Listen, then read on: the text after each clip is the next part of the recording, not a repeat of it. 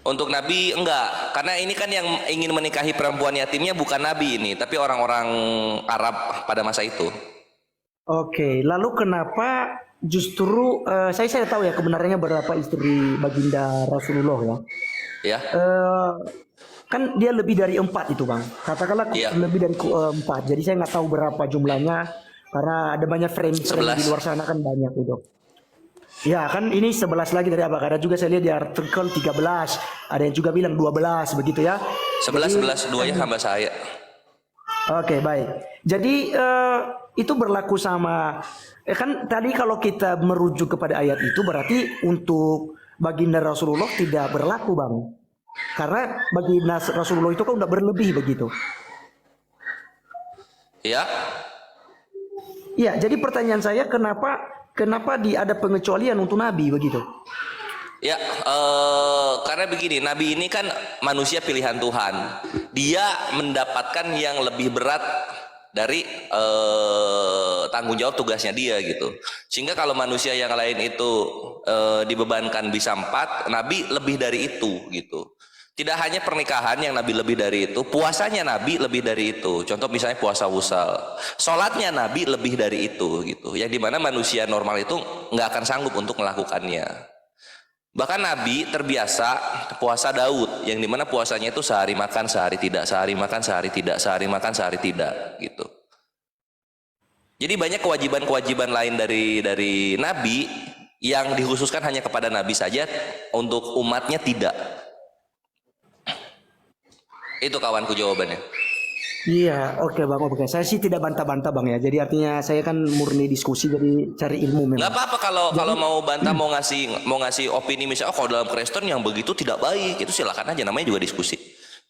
iya, iya, iya. Jelas lah dalam kekristenan memang nanti nggak bisa, tapi kita nggak masuk ke situ dulu. Iya, jadi maaf Bang ya, kalau saya sendiri sih, aku pikir bahwa yang namanya manusia, baik itu nabi, baik itu apa, saya pikir itu Allah itu harus melakukan yang adil, Bang. Jadi tidak boleh memberikan pengecualian kepada nabi apakah hanya karena memang dia ditentukan oleh Tuhan ya untuk menjadi penyambung lidah Tuhan begitu ya untuk umat lalu dia diberikan kebebasan begitu ya sampai istrinya banyak lalu yang lain hanya itu hanya cukup yang sudah dituliskan di dalam 4 kitab itu. suci kan begitu. Iya. Iya, empat begitu, Bang. Jadi ini yang saya tidak masuk logika loh, Bang. Jadi eh, itu kalau Nabi dikecualikan itu, Bang, ada dalilnya nggak, Bang? Itu ada di ayatnya, beberapa nabi mempunyai kelebihan gitu ya. Tunggu. Mm-mm. Aku catat loh, Bang ya.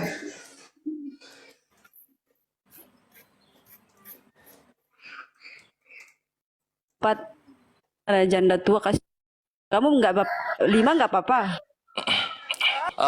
Misalnya kita ambil dari surah Al-An'am ayat 86. Oke. Misalnya, dan Ismail, Alyasa, Yunus dan Lut masing-masing kami lebihkan derajatnya di atas umatnya. Mm-mm. Nah, terus itu satu, sama di sini gue ngejelasin begini.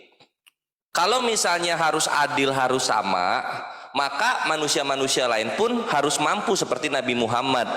Contoh misalnya mampu seperti Nabi Muhammad. Nabi Muhammad Shallallahu Alaihi Wasallam Allah bangkitkan di Arab, satu Arab Islam.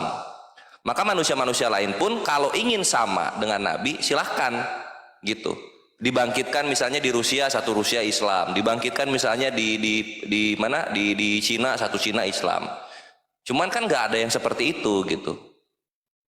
Jadi kalau misalnya menuntut keadilan, kontribusi lu apa sehingga layak mendapatkan keadilan yang lu maksud itu, gitu, Maibre. Iya, Bang. Tapi Tapi maksud kalau saya itu yang kan kalau Aisyah dulu kan masih 18 tahun ya. Sayyidah Aisyah radhiyallahu anha secara hadis dia dinikahkan itu di umur 6 tahun dan mengkonsumsi pernikahannya di umur 9 tahun. Dan itu untuk bangsa Arab beda lagi, biasa Bang. seperti itu, ya. Bang Perah, Yes. kok berbeda lagi ya? Kemarin sama siapa saya diskusi itu katanya Nabi baru apa namanya itu melakukan kewajiban itu kepada Aisyah itu di umur 18 tahun, Bang. Iya, karena gini posisinya mengenai pernikahan itu kan umur Aisyah itu kan furu, tidak ada di rukun Islam dan di rukun iman gitu. Jadi ketika ada perbedaan pendapat di sana silahkan selama membawakan dalilnya gitu. Contoh misalnya aku bawa dalil ya, ini aku bawa dalil contoh ya. Tunggu. Misalnya di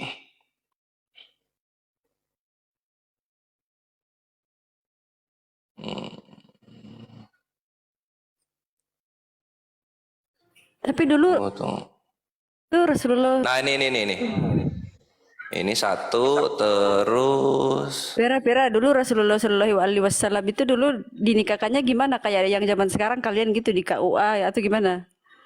enggak, dalam Islam itu pernikahan kita udah rampung gitu. Kita nggak butuh negara untuk halal haramnya pernikahan. Selama ada saksi, ada wali, ada mempelai yang sesuai dengan memenuhi persyaratan dan juga ada mahar, maka nikah itu sah gitu. Itu dalam Islam. KUA itu pendaftaran hanya untuk negara saja. Jadi berbeda dengan agama yang lain, butuh negara baru bisa dibilang tidak berzina. Islam enggak. Karena Islam agamanya ini sempurna, semua aturannya ada. Maksud nabimu Apa? sama nabimu gimana dulu dinikahkannya gimana? Ya kalau nabi sama seperti kita menikah sekarang nih, misalnya Islam, kalau misalnya Kristen tahu lebih dalam ya. Jadi nabi akan bertemu dengan ayah dari perempuan gitu.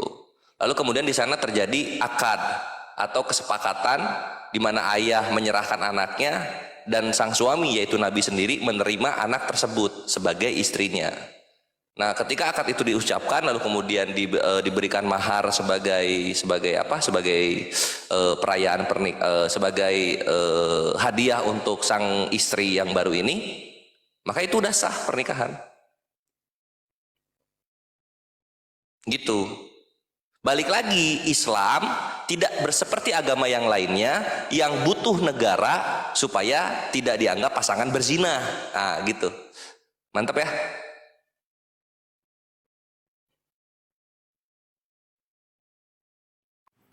Oke, Bang Pera. Jadi intinya lah untuk Nabi dikecualikan lah ya, begitu ya. Jadi kalau untuk umatnya cukup sampai 4 aja, Bang ya. Ya, betul. Bisa berlaku adil ya, begitu ya. Iya, jadi maaf sih Bang, kenapa saya tanya itu? Karena kalau kembali dalam kekristenan, karena kita tentunya kan duluan Kristen daripada Islam, Bang ya. Setuju dulu ya. Setuju. Oke, jadi tentu di dalam kekristenan jauh sebelum Islam itu memang tidak diperbolehkan poligami, Bang. Tidak diperbolehkan poligami. Kemudian apapun itu alasannya, bahkan perceraian saja juga pun tidak diperbolehkan. Apapun itu alasannya. Karena Betul. di dalam Matius pasal 19 ayat 5 sampai 6 itu ya demikianlah laki-laki akan meninggalkan ayahnya dan perempuan juga meninggalkan orang tuanya ya, ayah dan ibunya, lalu bersatu dengan istrinya, begitu ya, bersatu dengan istrinya, sehingga mereka tidak lagi dua melainkan satu. Oleh karena itu apa yang telah dipersatukan oleh Allah tidak boleh diceraikan oleh manusia. Kan begitu. Dan konsekuensinya Bang, di dalam Lukas 16 ayat 18 berkata, ya, barang siapa yang menceraikan istrinya lalu kawin dengan perempuan lain, ia berbuat zina. Dan barang siapa yang kawin dengan perempuan yang diceraikan oleh suaminya juga berbuat zina, Bang. Begitu. Oh, iya. Jadi konsekuensinya itu berat sekali dalam kekristenan, tidak boleh begitu. Tapi Maka kalau ditambah untuk dengan pernikahan budak, kita coba-coba. Ya, makanya itu kalau dalam Kristen itu mati dalam KDRT itu lebih mulia daripada perceraian kan gitu. Ya kurang lebih enggak. seperti itu Bang. Jadi harus bertahan. Mantap. Artinya harus diselesaikan dengan baik. Kalau jadi begini Bang, bukan berarti cerai itu tidak boleh ya. Begini, maksudnya begini. Loh, Bukan tadi juga katanya dalam zina kalau ini. Iya, saya jelaskan. Bang, saya jelaskan. Maksudnya Jadi nggak begini, perlu Bang. ditarik lagi gitu loh ininya, apa namanya? Iya. Artinya begini, kalau kamu memang memilih, kalau seandainya kamu memang memilih untuk bercerai seperti dalam Lukas 16:18 tadi itu kan ada konsekuensi, artinya hidup dalam perzinahan begitu ya kan. Nah, jadi begini, kalau dalam kekristenan ketika ada kasus KDRT itu ada pokoknya masalah-masalah dalam rumah tangga lalu tidak bisa bertahan lagi. Jadi solusi utamanya harus cerai. Maka harus lihat dalam konteksnya untuk harus harus hidup secara apa namanya secara bertarak. Tidak enggak boleh menikah ada. lagi. Memang gini kawanku, maksudnya tuh kita jangan membohongi apa yang tertulis dalam kitab suci masing-masing kan. Kayak misalnya gue ada poligami, menikah lebih dari satu istri, gue bangga dengan itu. Aisyah menikah dari umur 6 tahun lalu kemudian mengkonsumsi pernikahan 9 tahun, gue bangga dengan itu. Tapi kalau kalian kenapa gitu? Kok diada-adain kan? Memang nggak boleh bercerai gitu, apapun kasusnya. Mau Iya, suami jadi KDRT, suami pemadat, suami mempunyai kelainan seks, itu kan nggak boleh ada perceraian di sana. Laskar Ya, gini, jadi gini, Bang. maksudnya itu begini, cerai itu pisah ranjang dulu sementara memperbaiki diri satu sama lain. Maksudnya gitu, pisah ranjang Iya, maksudnya jadi di situ. Memperbaiki jadi diri satu sama begini. lain. Bukan cara pengadilan gitu.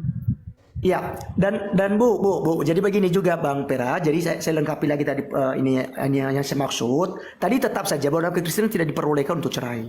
Tetapi kalau kita beranjak kepada 1 Korintus pasal 7 ayat 32 Bang begini, dikatakan begini.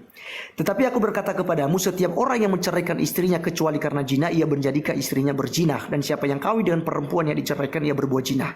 Ya. Jadi kalau seandainya kita mau bercerai, maka kita harus bisa hidup mandiri gitu. Artinya hidup sendiri lagi, tidak boleh menikah lagi kecuali nanti salah satunya udah mati. Nah, Rasul Paulus memberikan solusi di situ dalam jemaat-jemaat yang dilayaninya. Apabila memang cerai tidak bisa lagi tidak diselesaikan kasus KDRT-nya, ya maka silakan tapi hidup dengan sendirian, tidak boleh lagi menikah. Nah, kalau seandainya kamu mau menikah Enggak, lagi, bukan Laskar Kristus. Jangan apa ya? Jangan dipelintir gitu. Itu karena berzina, bukan karena KDRT. Itu karena berzina. Jadi selama pria ini KDRT tapi tidak berzina, nggak ada masalah. Dan ini satu lagi untuk Truth in Jesus ya. Truth in Jesus dibilang pisah ranjang gitu. Itu juga tidak dimungkinkan karena begini. Perhatikan di sini. Efesus 5 22 sampai 24. Hai istri, tunduklah kepada suamimu seperti kepada Tuhan. Jadi suami harus dianggap seperti Yesus oleh para istri-istri yang beragama Kristen. Lalu kemudian di 24-nya, karena itu sebagaimana jemaat tunduk kepada Kristus, demikianlah juga istri kepada suami dalam segala sesuatu. Jadi ketika mau pisah ranjang istri, suami menyuruh pulang, tidur di rumah seranjang dengan saya, tidak boleh dibantah. Karena apa? Karena suami seperti Yesus. Gitu. Sekarang saya jawab. Pakai dalil ya. Nah, itu kan yang baik tentunya kan. Kita tidak mengikuti yang tidak baik. Ya kan? Oh, dalam segala sesuatu. Iya, yang baik, segala sesuatu yang baik, yang tidak baik tidak Di mana di Efesus berapa tertulis dalam segala sesuatu yang baik? kan kau tadi bilang KDRT kan? KDRT baik atau tidak? Kalau menurut suaminya itu baik gimana? Seperti Amalek yang dihajar Tuhan. Sendiri laki-laki mana ada KDRT baik? Kekerasan dalam kekerasan loh itu dari kata di depannya aja kekerasan, nggak ada kekerasan yang baik. Iya, kekerasan itu bukan sesuatu yang tidak baik. Berzina itu tidak baik sesuai dengan yang tertulis. Lalu KDRT mana ditulis di bawah? Makanya ini tadi aku lebih sepakat dengan Laskar Kristus gitu. Apa itu? Mati dalam KDRT itu lebih mulia daripada perceraian Mana di itu dalam ayatnya Kristen. mati dalam KDRT? Kau sendiri yang bikin ayat kan? Karena tidak boleh bercerai walaupun ada KDRT, Bu. Nah memang nggak boleh. Makanya aku bilang tadi Thank you. Untuk sementara waktu pisah ranjang, memperbaiki diri satu sama lain, baru kembali lagi sama pasangannya. Ketika Jadi, suaminya tidak mau pisah ranjang, boleh menolak. Emang boleh menolak dalam Kristen. pisah ranjang ini bukan kayak yang kau maksud. Tidur. Iya ngerti. Pisah ranjang, pisah kasur kan atau pisah rumah kan gitu kan, tinggalnya di rumah Pisah orang tua ranjang dulu. itu mereka saling introspeksi diri, Bang. Iya, ketika suaminya menyuruh pulang kamu tidur di sini, memang boleh menolak. Ini Bang, Ya, tentunya. Bang ini. Tentunya ya laki-laki itu harus tahu diri dulu, jangan sampai kok kekerasan lagi. Berlaku Bukan keras. soal tahu dirinya. Istri boleh menolak nggak ketika suami tidak tahu diri? Kau aja tanya deh, kalau kau ditanya dari pihak kau sendiri. Saya kan Islam, beda dong. Iya, ini yang dimaksudkan laki-laki dan perempuan. Udah biarin Laskar Kristus dulu, biarin dulu. Truth in Jesus tidak punya dalil sama sekali. Silakan Laskar. Iya, iya, oke Bang. Jadi begini Bang, tadi saya belum selesai tadi maksudnya itu. Tadi Alkitab mengatakan bahwasanya apa yang sudah dipersatukan oleh Tuhan tidak boleh diceraikan oleh manusia. Itu harus itu standarnya Bang. Itu tidak boleh digabung-gabungkan itu. Tetapi apabila ada kasus-kasus tertentu yang mengharuskan memang bercerai, harus berpisah, istri bilang saya tidak tahan lagi, saya harus pisah begitu. Lalu dibawalah kepada konseling ya, dikonseling oleh gembalanya atau pendetanya begitu ya. Nah, kalau memang tidak ada solusi lagi Bang, maka inilah solusinya dalam 1 Korintus pasal 7 ayat 10 ya. Kita lihat, kepada orang-orang yang tidak kawin, bukan aku tetapi Tuhan, perintahkan supaya seorang istri tidak boleh menceraikan suaminya. Dan jikalau ia bercerai, ia harus tetap hidup tanpa suami atau berdamai dengan suaminya. Dan seorang suami tidak boleh menceraikan istrinya ya.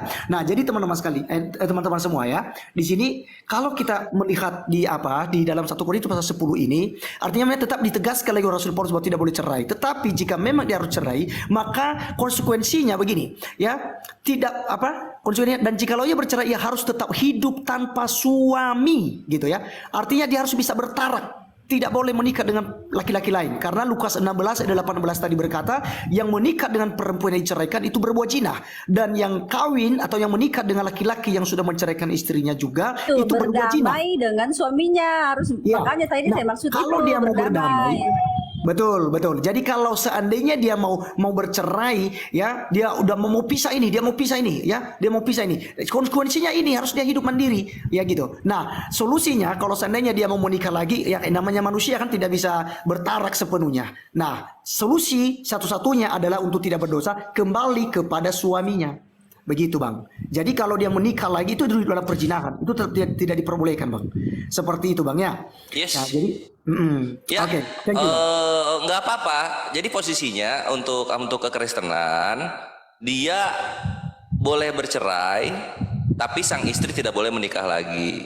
Yang suami dua-duanya. Enggak, dua-duanya Bang. Kita kan udah baca di sini. Dua-duanya kepada orang-orang dan jikalau ia bercerai, ia harus tetap hidup tanpa suami, bukan tanpa istri. Atau berdamai dengan suaminya dan seorang suami. Nah, ini selalu ditekankan ke wanitanya gitu loh kawanku. Nggak ada soal suami. Enggak Bang, kita kembali ke dalam Lukas tadi Bang. Ini dua-duanya Bang. Jadi ini Rasul Paulus Lukas kan berapa? Lukas 16 ayat 18 Bang. Nih Lukas 16 ayat 18. Nih Bang. 16. Ini dia Bang. Ini Bang baca di layar aja Bang, bayar di layar aja. Jangan capek-capek buka. Ini ada buka saya datanya. Iya. Bang. Setiap orang yang menceraikan istrinya lalu kawin dengan perempuan lain ia berbuat zina. Dan barang siapa kawin dengan perempuan yang diceraikan suaminya, ia berbuat zina. Jadi dua-duanya. Lagi-lagi perempuan yang diceraikan suaminya ini. Sama Bang, setiap orang yang menceraikan istrinya nih, suami menceraikan istrinya, lalu kawin dengan perempuan lain, ia berbuat zina. Ya, itu untuk laki-laki kok. Jadi dia tidak boleh menikah lagi ketika dia menceraikan istrinya. Nah, siapa yang kawin dengan perempuan yang diceraikan, yang sudah diceraikan itu, ia berbuat zina. Jadi dua-duanya Bang, dua-duanya. Karena Alkitab bilang tadi apa yang sudah dipersatukan oleh Tuhan tidak boleh diceraikan oleh manusia. Ya, jadi konsekuensinya dua-duanya. Makanya tadi kalau kita kembali dalam 1 Korintus tadi Bang, 1 Korintus tadi, kalau memang harus bercerai maka dia harus tetap hidup. Nah, ini timbal baliknya ya. Ini timbal balik. Jadi walaupun hanya di sini dikatakan harus dia hidup tanpa suami ya, tetapi itu timbal balik ya, timbal balik bahwa suami juga demikian. Makanya ditegaskan di terakhir itu seorang suami tidak boleh menceraikan istrinya karena konsekuensinya tadi dalam Lukas 16 ayat 18. Nah, solusi utamanya harus berdamai. Kalau memang tidak bisa lagi bertahan untuk hidup sendiri, ya udah perbaiki hubungan dong, ikut konseling pranikah. Makanya minta maaf saya agak panjang sedikit Bang. Boleh. Nah, makanya dalam Kristen itu sebelum menikah itu ada namanya konseling pranikah Bang. Konseling pranikah itu beda-beda setiap denom ya.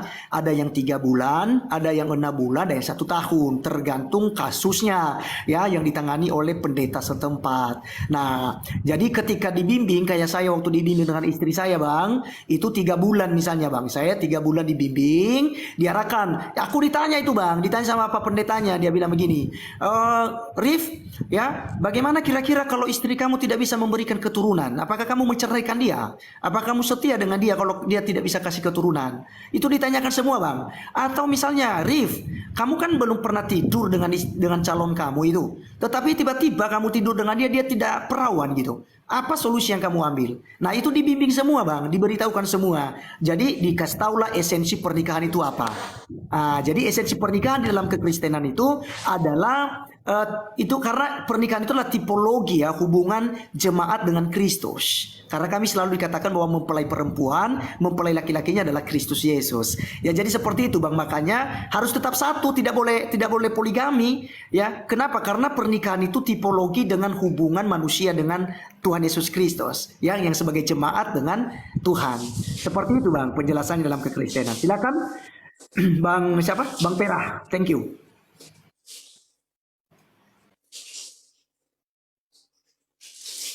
Aku boleh nambahin, Bang? Boleh Bang, otak waras, aduh. Berarti ada orang yang... Assalamualaikum warahmatullahi wabarakatuh. Jadi tadi Waalaikumsalam, Bang. Bang Laskar Kristus Iya, Bang. membawakan, ternyata di Kristen ini juga boleh cerai kok sebenarnya ya. Iya. Karena izin Bang Kores, karena konteksnya mulai di Kejadian 4 ayat 19. Itu konteksnya beranak cucu lah ya, perbanyaklah dunia ini. Juga konteks di Ulangan 24 ayat 1 sampai 4 sangat jelas ya, saudaraku, boleh dibaca ya. Saya bacanya ya. Apabila seseorang mengambil seorang perempuan dan menjadi suaminya, dan jika kemudian ia tidak menyukai lagi perempuan itu, sebab didapatinya yang tidak senonoh padanya, lalu ia menulis surat cerai dan menyerahkannya ke tangan perempuan itu. Sesudah itu menyuruh dia pergi dari rumah itu. Dan jika Perjanjian lama, Abang Ota itu perjanjian lama. Iya, tapi ini kan kita klaim juga kan, klaim imani juga kan. Bang, Ya, beda tidak lagi. apa-apa, lanjut. Nah, oke. Ya, lanjut. Itu mungkin silakan ya dibaca ya. Nah, kalau tadi Abang membaca di 1 Korintus 7 ayat 11, Abang tidak membaca di 1 Korintus 7 15-nya. Di sana sangat jelas, Bang. Ya, di perjanjian baru tuh ya. 1 Korintus 7 ayat 15-nya apa di situ dikatakan? Pada saya buka ya. Korintus 7 15. Di poin akhirnya situ dikatakan ya, tetapi kalau orang yang tidak beriman itu mau bercerai, biarlah dia bercerai. Dalam hal yang demikian, saudara tidak terikat. Ya, Bro ya. Di poin akhirnya kamu tidak baca. Kamu hanya membawa di 1 Korintus 7:10-nya dan seterusnya. Artinya juga di perjanjian baru juga ada. Bang, saya cerai. jawab, Bang, konteksnya itu kita lihat, Bang ya. Konteksnya nanti saya jelaskan. Sebenarnya itu pernikahan beda agama itu, Bang. Nanti saya jelaskan itu. Tapi tadi Abang kutip di dalam kitab Kejadian tadi itu tentang surat Musa bahwa boleh memberikan surat cerai, boleh bercerai kalau dia tidak suka dan sebagaimana. Nah, itu bukan hukum itu, karena begini. Sebenarnya orang-orang Saduki, Bang, orang-orang Saduki dan bahkan para murid ya dalam kitab Lukas tadi itu sudah menanyakan itu kepada Yesus. Kalau tidak boleh cerai, lalu kenapa Musa memberikan surat cerai? Ya, kenapa Musa memberikan surat cerai? Lalu ya Yesus bilang menjawab mereka, itu ya pada semula Tuhan tidak menginginkan demikian, tetapi karena kedegilan hati manusia sehingga Musa memberikan surat cerai. Tapi itu bukan keputusan Tuhan. Ya, tapi karena kedegilan hati manusia, Bang. Jadi lagi-lagi hukum Taurat itu untuk menertibkan, tapi di hukum Kristus setelah Yesus datang itu tidak diperbolehkan lagi, Bang. Makanya dalilnya kita bawa di dalam perjanjian baru.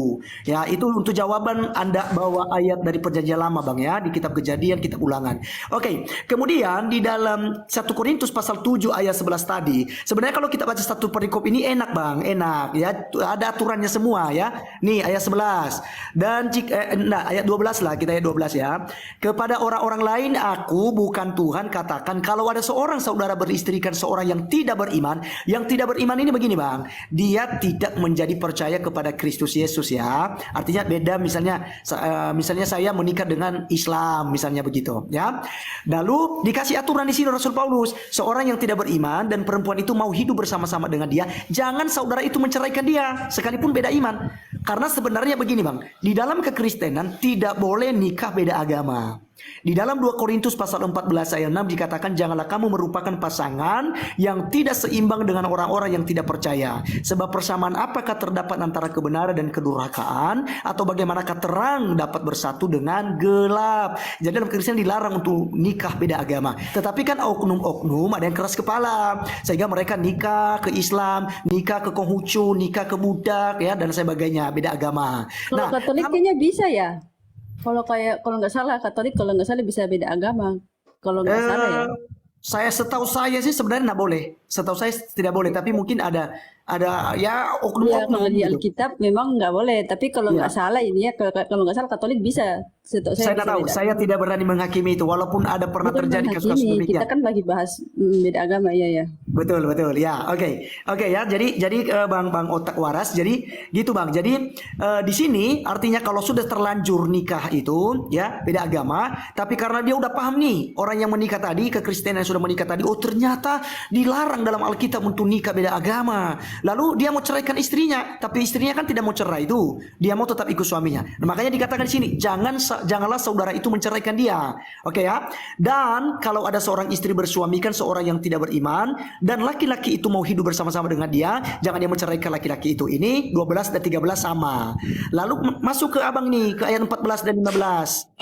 Karena suami yang tidak beriman itu dikuduskan oleh istrinya, dan istri yang tidak beriman itu dikuduskan oleh suaminya. Andai kata tidak demikian, niscaya anak-anakmu adalah anak cemar, tetapi sekarang mereka adalah anak-anak kudus. Tetapi kalau orang yang tidak beriman itu mau bercerai, orang yang tidak beriman ya, tidak beriman kepada Yesus, biar ia bercerai, dalam hal yang demikian saudara atau saudari tidak terikat. Ini dia bang, tidak terikat. Tetapi Allah memanggil kamu untuk hidup dalam damai sejahtera. Jadi itu yang dicatat juga baik-baik. Sebab sebagaimana engkau mengetahui, hai istri, apakah engkau tidak akan menyelamatkan suamimu? Atau bagaimanakah engkau mengetahui, hai suami, apakah engkau tidak akan menyelamatkan istrimu? Jadi maksud Rasul Paulus di sini bang, ya di jemaat Korintus, siapa tahu orang tadi yang tidak beriman, suami kah atau istri yang tidak beriman tadi, karena melihat kehidupan kita yang kudus, yang penuh dengan damai, dia akan beriman jadinya kepada Tuhan, ya menjadi seorang Kristen, ya maka itu kan puji Tuhan ya kan, alhamdulillah di situ.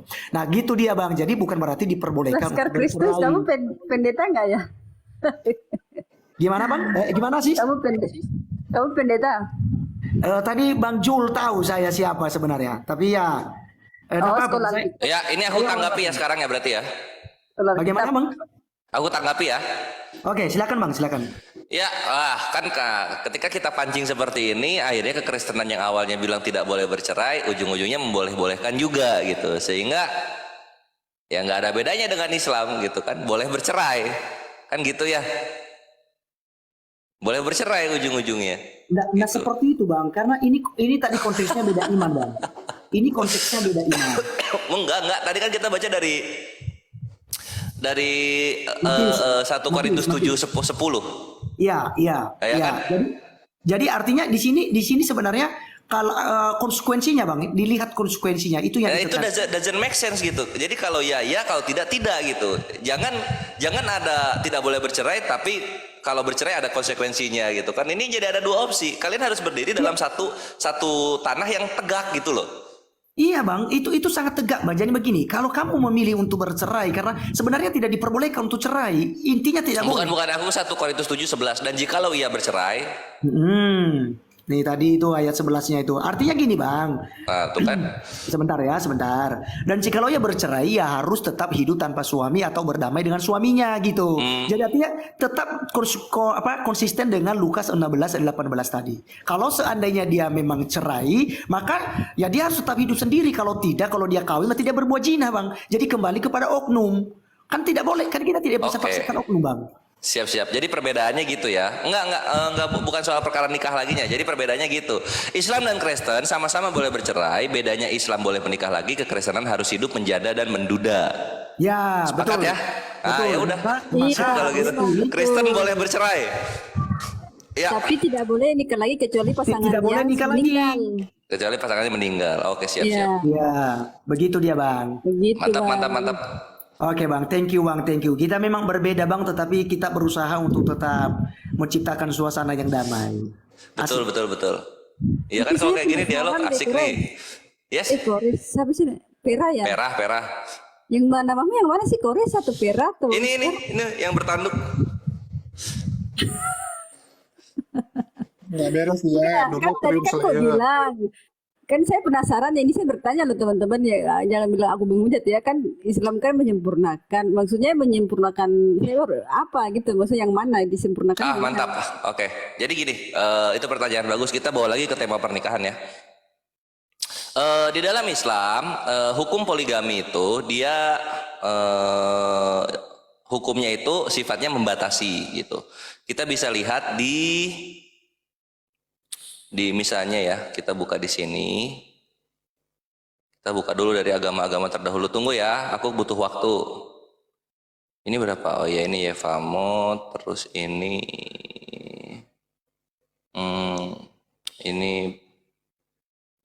ini juga kita buka. Nah, terus kita buka lagi. Tunggu ya.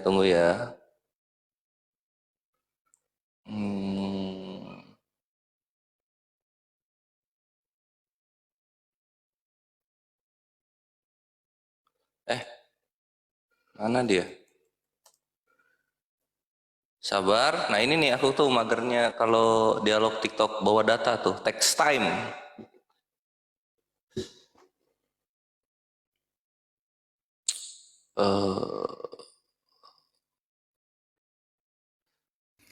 Satu, dua, tiga. Selamat datang di Ini kebenaran. dia. Salah Kores.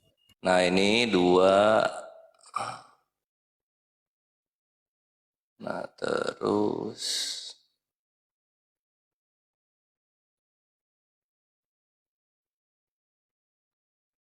Ini 3. Nah terus habis itu.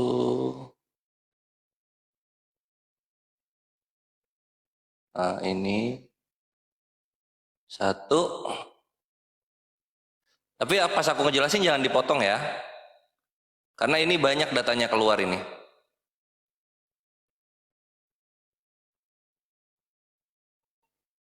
Ini datanya banyak keluar. Dan ini semoga menjadi ilmu bersama kawan-kawan. Iya bang, iya. Saya juga memang belajar juga bang, nambah ilmu. Lanjut Sip, bang. thank you. Oke, jadi Islam itu menyempurnakan. Kita ambil contoh kasus hukum nikah ya. Pertama kita buka di sini.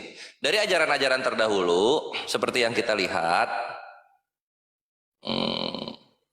misalnya dalam Islam itu dilihat dari akil balik gitu kan. Akil balik itu dimana ketika perempuan sudah secara fisik dia bisa menstruasi, maka itu sudah layak untuk menikah gitu. Nah, itu menyempurnakan apa? Menyempurnakan dari hukum Yahudi, Yevamot 57b nomor 3. Bisa Inggris, Laskar Kritus sama Truth in Jesus? Little bit. A little bit ya, oke. Ini aku bacain. A girl, Udah ada ini bahasa dari Indonesia Yevamot. ya. Penonton kan nggak tahu semua tuh kan. Ya udah, ini aku copy ya. Ini Yevamot 57b nomor 3. Ini adalah batas umur pernikahan dari Yahudi, agama yang datang sebelum Islam. Nah, kita buka di sini ya. Loh, kalau di Arab berarti beda sendiri kan? Aisyah kan masih 9 tahun lah.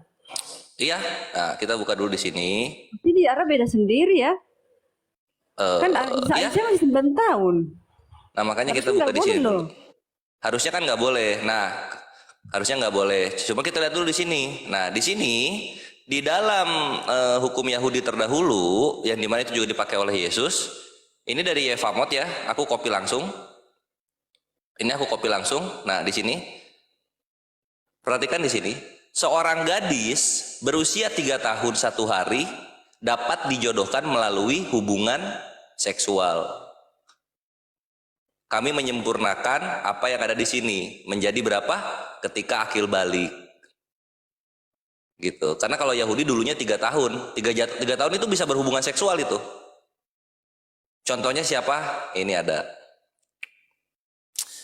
contohnya, itu ada di sini. Nah misalnya kita buka di ini ada di Sanhedrin 69b nomor 11. Kita copy ya. Kita copy, kita buka di sini. Kita paste. Nah, di sini. Dan Bathsheba melahirkan Salomo ketika dia berumur 6 tahun. Karena seorang wanita lebih kuat dan dapat mengandung pada usia yang lebih dini. Dar. Disempurnakanlah di dalam Islam. Harus akil balik gitu. Nggak boleh lu bayi umur 3 tahun di perut-perut itu nggak boleh. Dosa itu. Karena nggak ada anak umur 3 tahun itu menstruasi, nggak ada. Seperti Bathsheba, ini kan nenek moyangnya Yesus ya.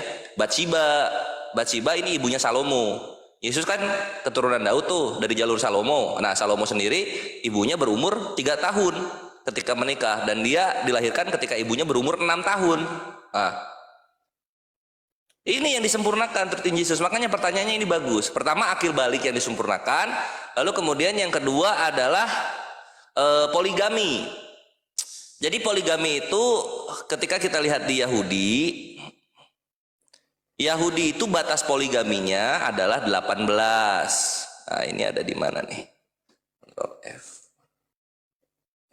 Nah, ini ada di Mishnah Sanhedrin 2 nomor berapa ya ini? Nomor 4. Mishnah Sanhedrin 2 nomor 4. Kita copy di sini ya.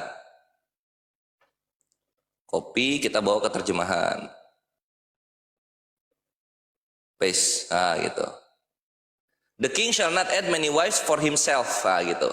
Raja tidak akan menambah banyak istri untuk dirinya sendiri, tetapi hanya 18 gitu kan. Nah, ini dibatasi di dalam Islam menjadi 4. Tidak boleh lebih dari 18 kawan-kawan. Tidak boleh lebih dari 4 gitu. Itulah yang kita sempurnakan gitu. Pertama akil balik, kedua batasan poligami, ya. Kemudian ketiga tadi cara menikah ya. Tadi kan menikah itu tunangannya dengan cara hubungan seksual. Nah, kalau di kita nggak boleh itu. Hubungan seksual itu nanti. Nanti hubungan seksual itu ketika apa?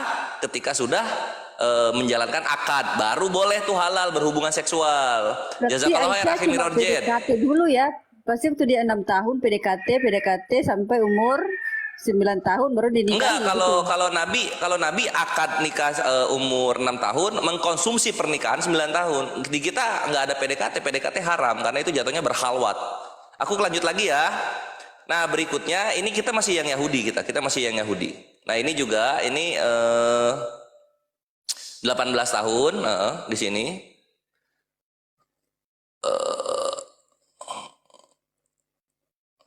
Nah, ini. Nah, di sini juga ketika seorang raja meninggal, ini kita masih Yahudi dulu ya.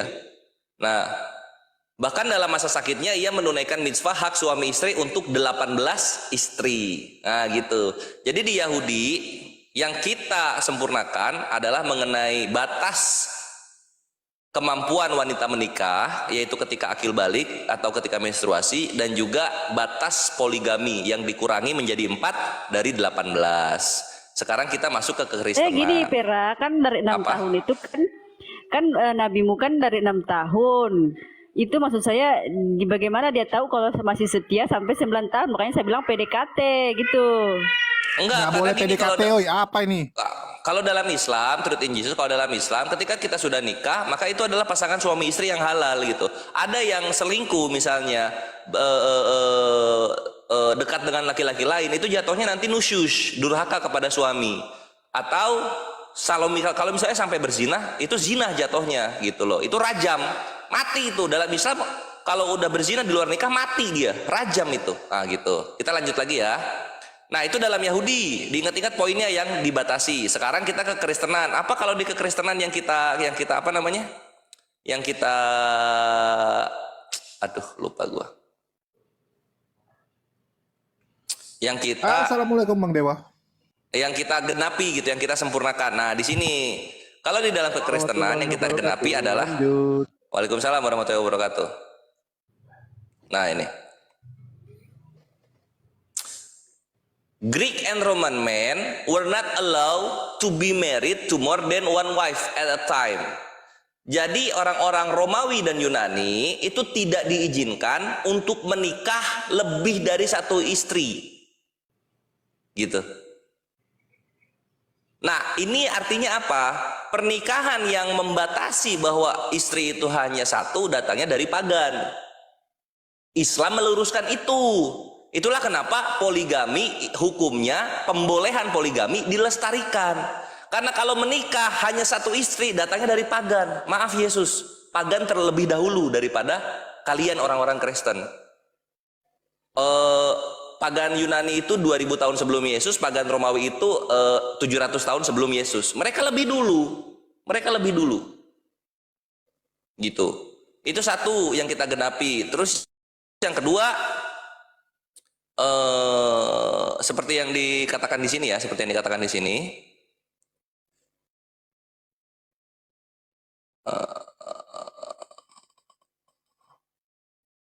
Nah, di sini. Nah, ini juga ya, di sini dikatakan nih, ini ada di psychologytoday.com, yang nulis adalah Michael E. Price PhD ya, Philosophy of Divinity. Nah, ini S3 ini di luar negeri. Kita copy ya terjemahannya, apa yang dia katakan. Alasan adanya hubungan romantis antara agama Kristen dan monogami semakin diperlemah oleh fakta bahwa monogami yang dipaksakan secara sosial pertama kali diterapkan di Yunani dan Roma kuno berabad-abad sebelum agama Kristen ada. Satu argumen dengan Kores. Satu argumen dengan Kores. Gitu. Ya. Ini satu argumen dengan Kores. Ini disempurnakan di dalam Islam, artinya jangan kalian melarang poligami karena itu datangnya dari pagan Yunani dan Roma. Satu Nggak ada poin. yang Terus yang larang. kedua yang Kita kan bertanya, Bang Kores, kita bertanya nggak ada yang larang. bukan truth in Jesus, maksudnya untuk orang-orang yang menegaskan bahwa istri itu harus satu, nggak boleh lebih gitu. Nah itu dalam Karena perspektif Islam itu datangnya dari ajaran masing-masing, memang kan kembali ke ajaran enggak, masing-masing. iya, makanya truth in Jesus ini makanya baca dulu. Menikah melarang lebih dari satu istri itu punyanya pagan Yunani dan Roma gitu. Islam tidak mau ke sana. Lanjut ya, yang kedua nih. Jadi masing-masing ada 2 poin. Yang berikutnya ada di 1 Korintus 6 nomor 16. Ini yang kita batalkan gitu. Seperti yang kita tahu, dalam kekristenan yang namanya pernikahan itu pernikahan satu daging. Seperti apa pernikahan satu daging? 1 Korintus 6 nomor 16. Tidak tahukah kamu bahwa siapa yang, ini kalau bahasa Yunaninya deo ya, bukan koleo. Jadi deo itu menempelkan. Ini siapa yang menempelkan dirinya pada perempuan cabul menjadi satu tubuh dengan dia. Sebab demikianlah kata Nas, keduanya akan menjadi satu daging.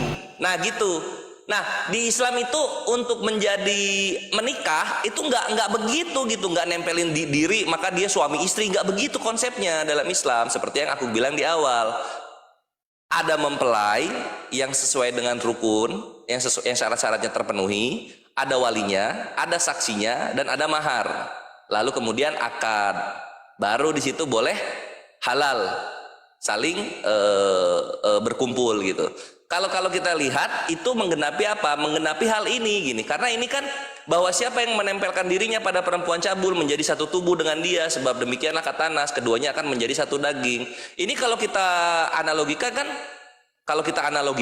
jatuhnya begini, ada perempuan dan pria, mereka jalan berdua, mereka masuk kamar, ketika keluar kamar mereka auto suami istri karena mereka sudah satu daging. Nah, jadi 2 poin itu yang kami sempurnakan dari kekristenan. Pertama, tradisi pagannya kami hilangkan. Kedua, cara menikahnya kami luruskan. Itu sudah. Thank you. Selamat datang di kebenaran. Mungkin sebelum dilanjut Laskar Kristus, Bang Dewa atau Apokrifa atau Akhirsana atau Akhimoto ada tambahan mungkin, silahkan. Res. Bang Andi nyari lu. Oke. Ya dilanjut ya. Ini Bang Dew. Oi. Tapi Pera, Oh ya, kan kalau zaman Ya silakan Bang Dew, tambahin dulu pernikahan Islam.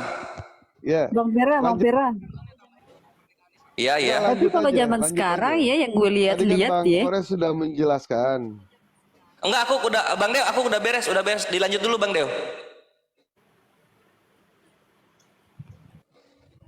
Iya, tadi Bang Kores sudah menjelaskan syarat-syarat pernikahan sah di dalam Islam itu apa saja. Yang pertama itu kan akhil balik. Balik itu artinya akalnya sudah sampai. Sudah bisa membedakan mana benar, mana salah, mana depan, mana belakang, mana janda, Tahun mana kan perawan. masih Tuh, akil balik. masih kecil kan kalau 9 tahun kan. Kekristenan, laki-laki dengan laki-laki, iya, laki-laki dengan laki-laki boleh, perempuan dengan perempuan boleh.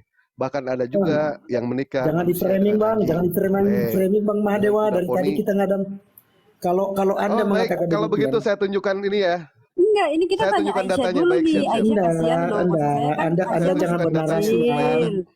Masih Anda jangan masih main bernarasi karena boneka tadi Baik, kita baik, saya tidak tunjukkan kan. datanya, Pak. diskusinya. Main Saya masak-masak. tunjukkan datanya, Pak ya. Maaf aku kita lucu ya. Saya Aku kan tunjukkan mau datanya, Pak. nih. Sabar, Pak. Aku lu Ya, tidak, enggak. tidak, Tenang tidak aja menghujat. bang. Kita Kak, tidak siapa? menghujat Ini ini. Laskar. Ya. Enggak, Laskar kan masih 9 tahun kan. Maksud saya itu masih main masak-masak. Ya, Masih main jadi begini, boneka. saya juga agak ragu tadi. Sebenarnya saya mau menanggapi sama Bang Pera. Yang katanya kita Iya, penyempurna aku nggak itu. percaya teman-teman Muslim. Aku lucu, maksudnya kan si Aisyah kan maksudnya kasihan gitu. Dia masih mau main-main sama teman gitu. Ya, lalu Jul, kan tolong besarkan Jul. kalau nabinya kan udah ini memang sebenarnya udah tua, tapi ya itu urusan mereka, Bu. Urusan mereka. Emangnya umurnya berapa Laskar? Muhammad atau Nanti nikahi saya Aisyah bantu, umurnya nanti berapa? saya Tolong bantu. besarkan. Urusan mereka nanti kan mereka bisa jelaskan itu apa. Julius. Ya, bawa data, Nanti bawa kita data, perlihatkan pernikahan laki-laki dengan laki-laki di gereja. bawa Kita data dari Alkitab, Bang ya. ini Pak, ini Pak. Iya, karena dari Itu tidak ada dari dalam Islam bukan. Bukan hanya data, banci, tetapi fakta juga harus pemburit. kita lihat, Pak. Bang Laskar itu Mahadewa, kitab apa tuh? di dalam Islam Banci, juga ada pemburit. banyak loh. Kitab apa tuh Laskar? Banci, pemburit. 1 Korintus pasal 6 ayat 9 sampai 10. Makanya itu kan sebenarnya oknum. Baik, Kristen Bang Gores. Islam itu oknum. Biarkan aja biar Mahdewa, narasikan dulu. Kita Kristen lihat dulu Islam kalau itu data ada ini. LGBT-nya. Kita lihat Itu dulu kembali kalau ke ayat data ini gimana. Alkitab. Besarkan dia. Perlihatkan Host, data kok, Pak. Bang Jul, Terus gimana? Bang Jul, besarkan Bang Dewa, Mahdewa, Bang Jul. Kristen Islam itu ada LGBT-nya. Dengar nih Mahdewa. Islam, Kristen, LGBT-nya ada. Kalau di Alkitab tidak boleh banci, pemburit, apalagi tuh. Laskar itu kayak kitab apa tuh? Aku lupa tuh Laskar. 1 Korintus Banci, ini pemburit. itu tidak diperbolehkan, Bang. Jadi jangan Anda bernarasi kalau itu artikel dan para oknum yang melakukannya. Anda jangan bernarasi, itu bukan data namanya, itu mau framing dan juga menuduhkan kepada Bahkan buku lagi ajaran. bete itu ada. Bagaimana Bang Jul? Ada, Gimana Pak, Bang Jul? buku lagi bete. Kenapa bete nih? Semangatlah Bangku. Nih, nih Bang Mahadewa, satu Korintus nih. Biar abang itu jangan framing. Itu sudah dilarang dalam kekristenan. 1 Korintus pasal 6 ayat 9 sampai 10. Nih Bang nih. Ya, nih ya. Ini host tidak besarkan saya, tadi saya baca aja ya. Atau tidak tahukah kamu bahwa orang-orang yang tidak adil tidak akan mendapat bagian dalam kerajaan Allah? Jangan sesat. Orang cabul, penyembah berhala, orang berzina, banci, orang pemburit, pencuri, orang kikir, pemabuk, pemfitnah, dan penipu tidak akan mendapat bagian dalam kerajaan Allah.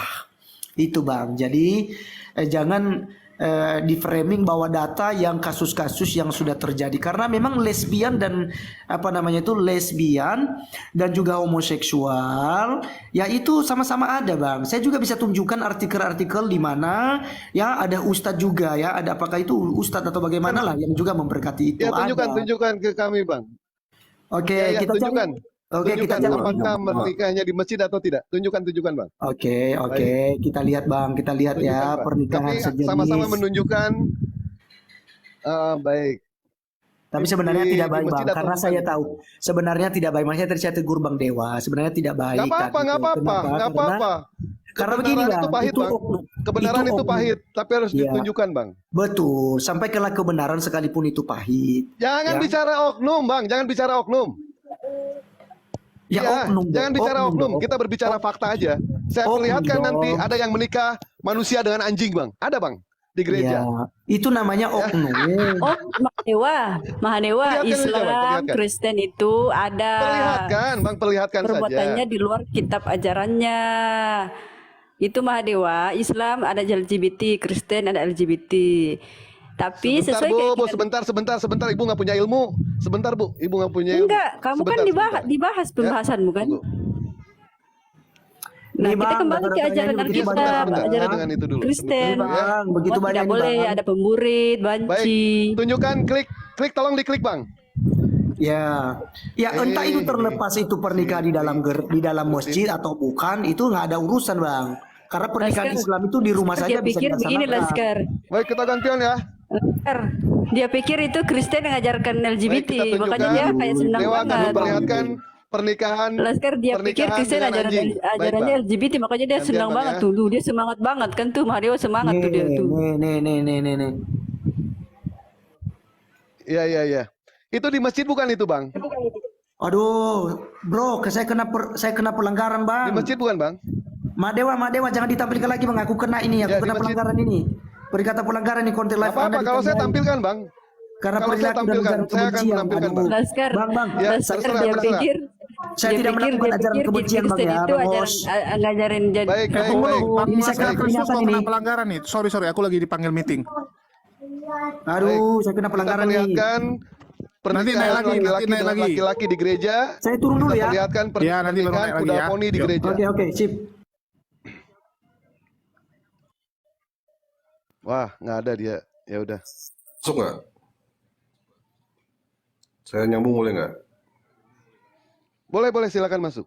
Oke, Silakan. assalamualaikum semuanya buat yang muslim di sini. Ini ada hanya Ibu Truth ya. Bu, saya mau nanya sesuatu ya. Jadi menurut Ibu, LGBT itu baik dalam Islam maupun dalam Kristen dilarang ya, Bu? Iya, dilarang. Oke, dilarang. Saya mau tahu tanggapan Ibu tentang ini ya. Sebentar ya. Kalau Julius minta tolong digedein dong.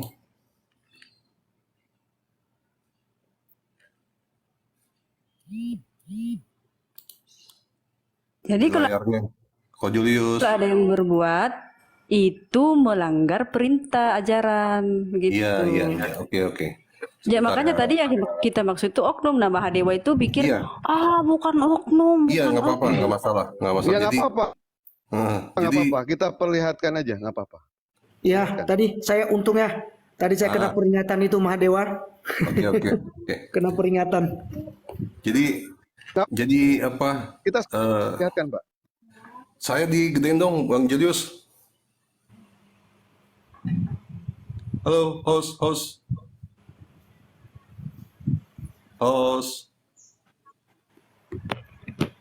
Ya, hostnya lagi meeting lagi. Ya udah saya bacain aja deh, nggak bisa digedein. Gini ya, kan kata pas sepakat berarti ya, Laskar juga ya, LGBT itu apalagi BT itu dilarang ya, baik dalam Islam maupun dalam Kristen ya. Ya, saya tidak mau urus Islam bang ya, tapi Iya, urus iya. saya sendiri Iya. di dalam kekristenan itu tidak diperbolehkan dilarang keras. Bang. Oke, betul ya. Berarti dari pihak Kristen juga itu melarang gitu ya? Iya bang. Sepakat nggak? Iya. Oke. Ada suatu pernyataan pastoral tentang lagi bete ini tertanggal 17 Juni tahun 2016 dikeluarkan dari Persekutuan Gereja-Gereja di Indonesia. Oke. Makanya saya sebenarnya minta digedein ini.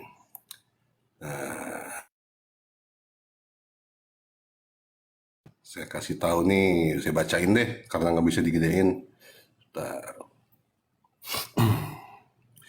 Yang poin-poinnya aja ya.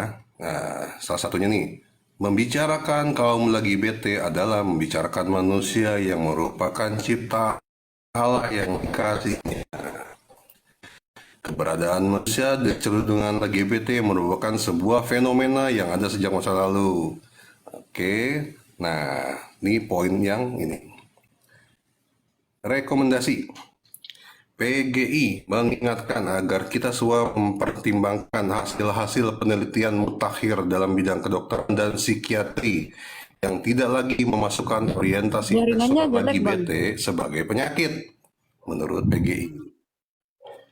Ya, saya ulang deh. Rekomendasi dari PGI tentang LGBT, ini saya langsung poin ini utamanya aja. PGI mengingatkan agar kita semua mempertimbangkan hasil-hasil penelitian mutakhir dalam bidang kedokteran dan psikiatri yang tidak lagi memasukkan orientasi seksual LGBT sebagai penyakit, sebagai penyimpangan mental, atau sebagai sebuah bentuk kejahatan. Ya, ini pernyataan resmi dari PGI. Jadi sudah dianggap bukan kelainan, bukan suatu masalah mental, bukan. Oke, gereja, poin berikutnya, gereja sebagai sebuah persekutuan yang inklusif dan sebagai keluarga Allah harus belajar menerima kaum LGBT sebagai bagian yang utuh dari persekutuan kita sebagai tubuh Kristus. Nah, lagi poin berikutnya. PGI mengimbau gereja-gereja agar mempersiapkan dan melakukan bimbingan pastoral kepada keluarga agar mereka Assalamualaikum warahmatullahi wabarakatuh. Waalaikumsalam. Agar mampu menerima dan merangkul serta mencintai keluarga mereka yang berkecenderungan LGBT. Penolakan keluarga terhadap anggota keluarga mereka yang LGBT berpotensi menciptakan gangguan kejiwaan. Loh, ditolak malah dibilang menyebabkan gangguan kejiwaan nih. Bang apa siapa? Bang Apokrifa ya yang lagi ngomongin ya. Dengan poinnya aja. Dengan poinnya Ya, itu kenapa? poin-poin saya bacain Iya. poin penutamanya. PGI Iya, maksudnya mengimbau begini. agar gereja-gereja, masyarakat dan negara menerima dan bahkan memperjuangkan hak-hak dan Itu martabat maksudnya kaum gini, LGBT. Apokrifa datanya dari mana dulu? Siapa tahu kamu kan dipikirnya ngarang kan? Nah, tadi saya sudah kasih tahu nih ya, sumbernya nih. Dari website PGI sendiri. Cuma sekarang sudah dihapus. Tertanggalnya tanggal 17 Juni 2016. Ada nih tanda tangannya, sebentar. Tanda tangannya siapa ya? Itu di bawah ya. Bentar. Yang tanda tangan siapa? Atas nama Majelis Pekerja Harian PGI. Ntar saya ada gambarnya nih. Dulu. Mana ya? Ini dia nih. Atas nama Pendeta Dr. Henriette D. Huta Barat, Ketua Umumnya. Terus Pendeta siapa nih? Gomar Gultom. Siapa nih nggak jelas namanya? Nah, ini resmi pernyataan pastoral dari PGI. Saya bukan ngarang. Nah, Itu tapi gereja. Kita udah dapat Gereja apa? poinnya. iya, Kita sudah dapat. tetapi di situs aslinya ini sudah dihapus. Tetapi Gereja apa sudah itu? banyak orang yang meributkan PGI, masalah PGI, ini. Bu, PGI itu Persekutuan Gereja Indonesia.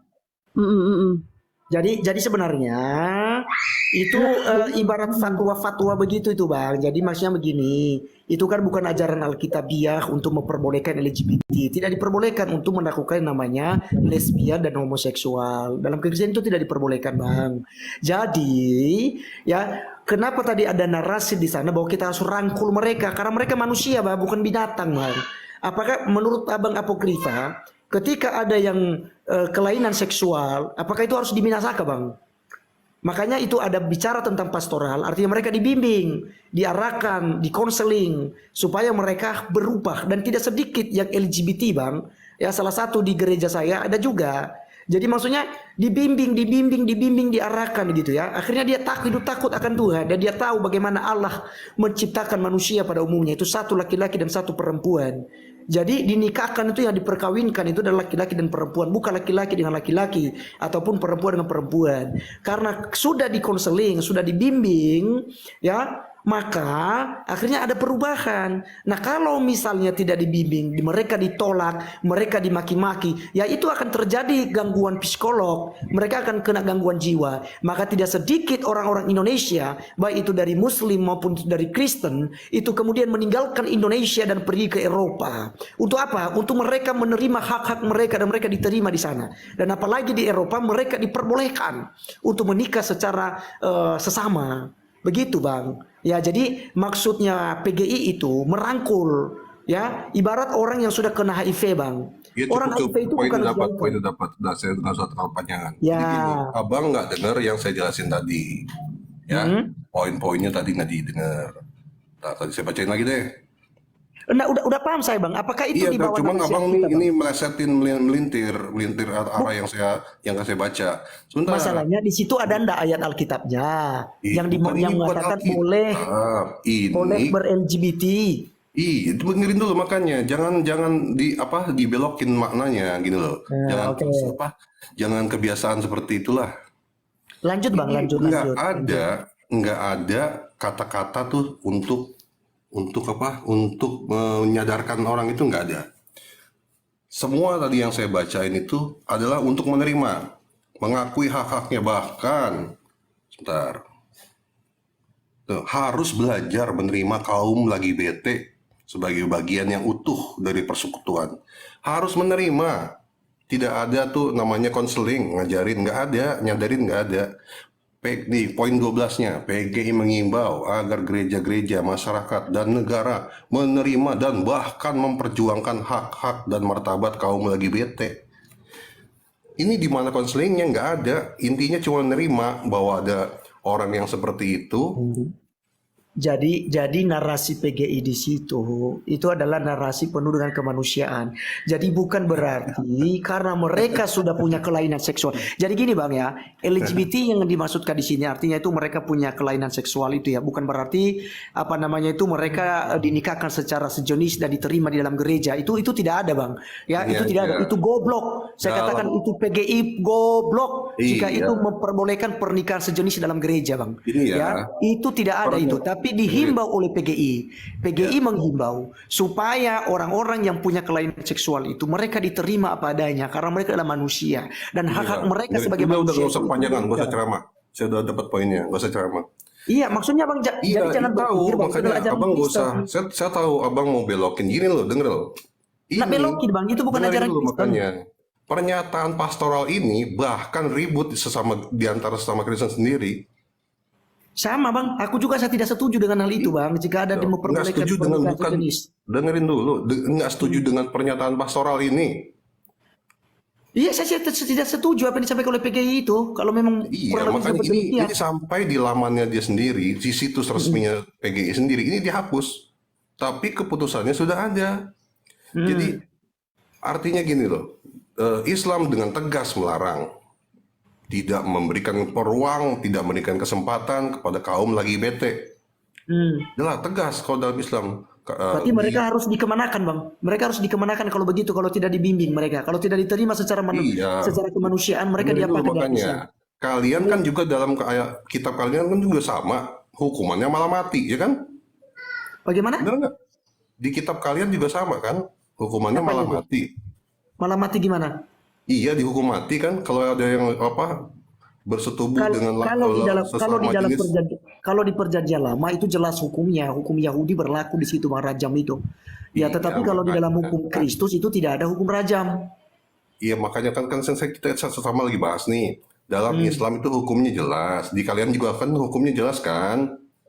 Ya kan? Ya, tapi dalam hukum Kristus tidak ada istilah rajam Bang. Iya, bukan soal itunya. Maksudnya kalian ini juga sama-sama tidak menerima kan? Nggak boleh, maksudnya dilarang seperti itu. Ya, betul. Sama-sama Nah. Islam dan Kristen sama-sama larang Bang. Betul, tadi sudah bicara saya sama Ibu Trud, sama seperti ini. Nah, tetapi pernyataan pastoral ini tidak bisa dibilang membiarkan dan memberikan toleransi dan memberikan ruang gerak, bahkan disuruh memperjuangkan hak-haknya. Itu loh. Inilah yang menjadi poin ribut sesama umat kalian sendiri setelah keluar pernyataan pastoral ini. Paham kan maksud saya, poin saya? Ya, oke Bang, oke. Oke, Jadi dari intinya bahwa sekarang- itu bukan ajaran Kristen. Udah itu sudah pas itu Bang. Ngerti. Artinya jika ada yang Bukan. memperbolehkan, PGI ini Bang itu bukan sesuatu hal ini ya. Saya sendiri sebenarnya bukan di badan PGI saya ya. Jadi saya itu di PGLII. Jadi saya sebenarnya tidak masuk dalam PGI. Nah, jadi tetapi sebagai pemimpin ya ormas kekristenan ya otomatis ya kinerja mereka itu ya diakui di Indonesia ya. Saya ini aja begitu. Tetapi kalau ada narasi mereka yang menyimpang daripada kebenaran firman Tuhan yang telah dituliskan dalam kitab suci, maka saya punya hak untuk membantah itu dan meng-counter itu untuk tidak tersebar luaskan. Karena dalam ajaran Kristen itu tidak diperbolehkan. Itu oknum bang. Jadi kalau mereka melakukan itu oknum. Demikian juga yang melakukan lesbian dan homoseksual itu oknum. Dalam kekristenan tidak diizinkan hal itu. Di pernyataan pastoral itu oknum. Ya iya mereka itu. Itu kan persekutuan gereja loh. Iya tapi kan itu belum tentu keputusan dari semua gereja-gereja yang bernaung di dalam PGI bang. Jadi gini bang, payung PGI ini payung loh bang ya. PGI ini payung. Belum tentu semua gereja yang sudah terdaftar di PGI itu setuju. Ya, Om Oto, silakan. Bang Laskar Kristus, izin sebentar. Oke, Bang. Besok ada waktu nggak bang? Besok.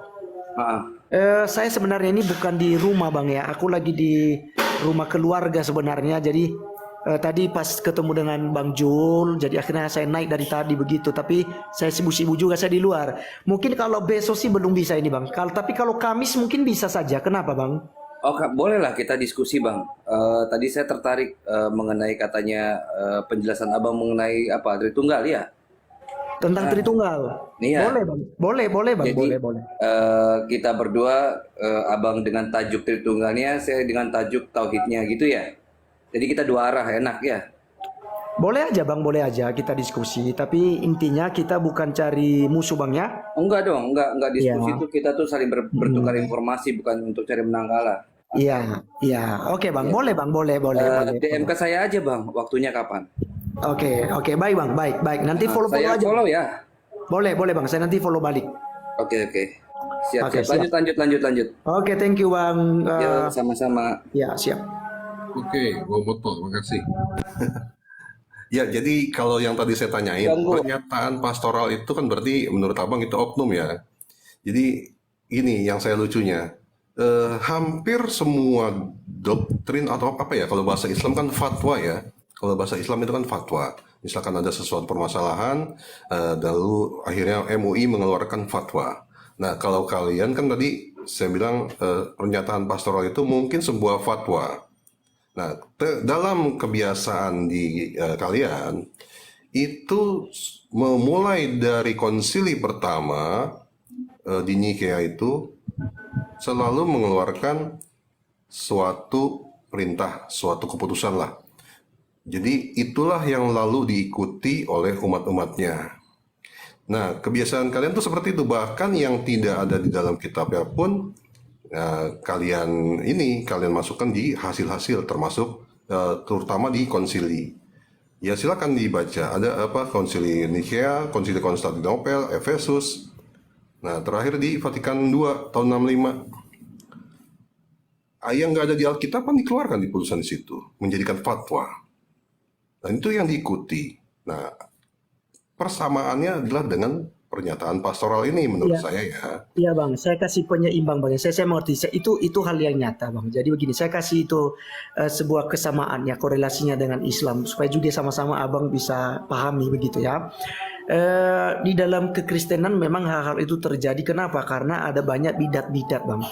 Misalnya nih kita bawa Konsili Nicea misalnya. Konsili Nicea itu kan ada bidat dari Alexander Mesir yang bernama Arius, ya kan? Ya, yang berpaham saat ini Saksi Yehova, SSY itu yang kalau abang kenal mereka itu suka door to door itu mereka bawa traktat, mereka bawa buku-buku akhir zaman, mereka bagikan ke Islam, mereka bagikan ke Kristen, mereka bagikan kepada orang-orang yang itu. Nah, itu Saksi Yehova. Saksi Yehova ini adalah ajaran atau terusin daripada ajaran Arius yang menyimpang begitu ya, sehingga keuskupan dari berbagai tempat pada waktu itu kumpul di kota Nicea. Ya, apa yang mereka bahas di situ adalah untuk melawan ajaran Arius ini, ya. Sehingga Bapak Tertullianus pada waktu itu mencetuskan tentang konsep ketuhanan itu. Bukan berarti tidak berdasar, ya, tidak berdasar daripada Alkitab. Semua wujudnya dan juga asalnya itu daripada Alkitab itu sendiri. Sehingga muncullah kata Trinitas di sana. Ya, bahwa Allah itu esa, tetapi Allah yang esa itu memiliki 3 pribadi dalam satu hakikat kealahan. Begitu dia bang. Jadi kalau ada bang yang misalnya tadi abang bilang tuh kan tidak ada di dalam Alkitab, itu ada beberapa lalu dijadikan sebagai fatwa yang harus diikuti, misalnya kayak Tritunggal tuh. Kata Tritunggal tidak tertulis dalam Alkitab tuh, betul. Kata Tauhid juga tidak tertulis dalam Al-Quran, tetapi diimani bahwa Allah itu satu, esa. Demikian juga dalam Kristen tidak tertulis Tritunggal itu, tapi substansi di dalam Alkitab tentang Tritunggal tunggal itu ada misalnya Matius 28 ayat 19 sampai 20 ada Bapa dan Anak dan Roh Kudus. Ya, jadi ada ya bukti-bukti dalam Alkitab sehingga membuat sebuah rumusan itu, Bang. Jadi bukan berarti dikarang-karang oleh bapak-bapak gereja dengan semaunya mereka buatkan segala macam sekali fatwa begitu ya. Nah, jadi hal itu memang benar. Maaf Bang, saya potong sebentar. Sebentar, Bang. Saya mau masuk sebentar. Oke, ya udah panjang. Oke Bang, sebentar Bang ya, sabar Bang ya. Jadi maksudnya bukan berarti yang sudah diputuskan dalam konsili-konsilian itu tidak ada dasarnya dari Alkitab, semuanya ada Bang. Jadi kenapa harus ada konsili demikian untuk menjawab Pak Apokrifa? Karena memang ada banyak pengajar-pengajar palsu dan guru-guru palsu yang bermunculan. Nah, itu harus di backup ya, iman kekristenan itu harus jelas ya, sesuai dengan Alkitabiah ya. Itu sebabnya selalu ada konsili pada waktu itu untuk melawan ajaran-ajaran sesat itu ya. Mungkin seperti itu pemaparan saya Bang, mungkin kurang tepat, kurang memuaskan, tetapi itulah yang saya tahu Bang. Silakan Bang, siapa? Lilo. Ya Bang dah, maaf saya masuk sebentar aja. Pemahaman Anda tentang kanisah atau mungkin itu dalam bahasa Arab ya, kalau kita ngomong kanisah itu adalah gereja atau sinagog ya. Menurut Anda ini kanisah ini tempat apa sih Bang gitu? Monggo dijawab dulu. Itu aja. Oke Bang, sebenarnya bukan kanisa di kami dan bukan sinagog juga. Sinagog itu kan tempat peribadatan orang Yahudi. Tetapi kami lebihnya di eklesia Bang. Eklesia itu adalah gereja, dan berbicara tentang eklesia adalah orang-orang yang dipanggil dari dunia gelap kepada terangnya yang ajaib, yaitu terang Kristus Yesus. Oke, sepakat. Ya. Oke, jadi kanisa atau esekria itu tadi ya, berarti itu adalah tempat yang dimana disucikan bagi orang-orang Kristen, benar? Itu sebenarnya gini Bang ya, saya juga tambahkan sedikit. Oke, dijelasin lagi. Pak bilang betul. Nah, itu udah betul ya Pak bilang. Tapi gereja yang dirujuk sebenarnya eklesia itu adalah orang-orang, saya katakan orang-orang yang dipanggil dari dunia gelap kepada terangnya yang ajaib ya. Ini orangnya. Jadi gereja itu sebenarnya itu adalah pribadi itu sendiri. Ya, pribadi itu sendiri, orang itu sendiri gereja. Nah, kalau gedung gereja itu adalah tempat persekutuan orang-orang Kristen, pengikut Kristus yang untuk beribadah. Oke, gitu, sepakat. Oke, berarti kan tempat yang dimana disucikan ya bagi orang-orang Kristen yang di situ untuk beribadah, benar, ya kan? Nah, begitu pula dengan kami Islam, ya ada tempat yaitu yang untuk tempat beribadah adalah masjid, kan gitu. Nah, di mana? Tadi saya akan masuk karena tadi ada dari Bang Parah, dari juga Bang Mahadewa ingin memaparkan sebenarnya, tapi ternyata dihentikan terus ya. Jadi gini, kenapa umat Islam ini tidak akan pernah melegalkan acara tersebut di masjid, tapi di luar pasti ada, ya entah itu apalah bayaran dan sebagainya. Nah, ternyata kejadian pernikahan tersebut ya lagi BT ini ada di dalam yang tadi atau disebut kanisa atau eklesia tadi, gitulah Bang Dah. Ini gimana kan gitu? Ayo silakan. Kalau di luar oke lah. Kalau di luar kan bisa jadi oknum ya, gitu ya Bang ya. Tapi kalau udah di tempat ibadah itu kan udah berbeda lagi kondisinya, gitulah Bang Da. Silahkan. Oke Bang, sebelum saya